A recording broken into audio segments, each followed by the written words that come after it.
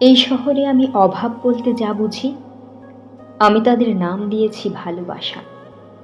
এই শহরে আমি ঘৃণা বলতে যা বুঝি, আমি তাদের নাম রেখেছি সম্পত্তি, মালিকানা। এই শহরে যা কিছু অভ্যেস, যা কিছু ভাবায় খুব, তাদের আমি স্মৃতি বলি।